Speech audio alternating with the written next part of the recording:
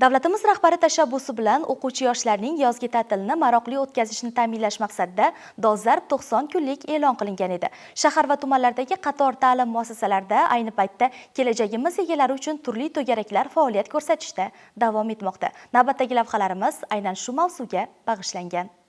Davlatimiz rahbari tashabbusi bilan dolzarb 90 kun loyihasi yo'lga qo'yilgan. Uning doirasida 1-iyundan 30-avgustgacha maktab o'quvchilari va uyushmagan yoshlarning bo'sh vaqtini mazmunli o'tkazish, ularni sog'lomlashtirish va har tomonlama rivojlantirish bo'yicha keng ko'lamli ishlar olib borilmoqda.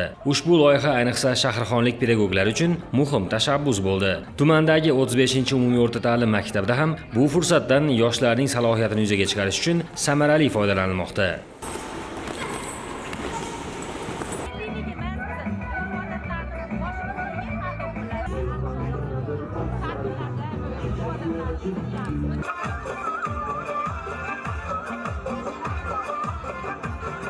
To'garaklar muntazam tarzda olib borilayotgani samarasida o'quvchilar nafaqat bilimlarini mustahkamlamoqda, balki eng kamida bir hunarni ham egallamoqdalar. Bundan tashqari o'quvchilar bir davrada jam bo'lishib, intellektual bahslarda bilim va tafakkurlarni sinovdan o'tkazishdi.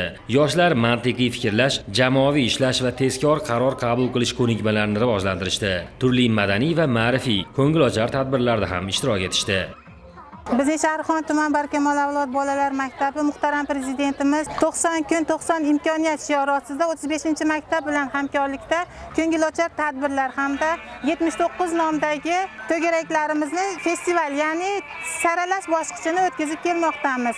Ushbu tadbirdan maqsadimiz o'quvchilarning bo'sh vaqtini unumli o'tkazish hamda prezidentimizning topshirig'iga binoan labbay deb javob bermoqdamiz. Sport to'garagi a'zolarining ham shashti kuchaygan. Ular endi shunchaki shug'ullanibgina qolmay, o'z yo'nalishlarida tuman, viloyat va hatto mamlakat chempioni bo'lish harakatini boshlab yuborishgan. Ta'lim tizimini yaxshilash yo'lidagi aniq harakat rejasi bo'lgan mazkur dastur o'quvchilarning bilim saviyasi yuksalishida ham, o'qituvchilar mahoratini ortishida ham namoyon bo'lmoqda.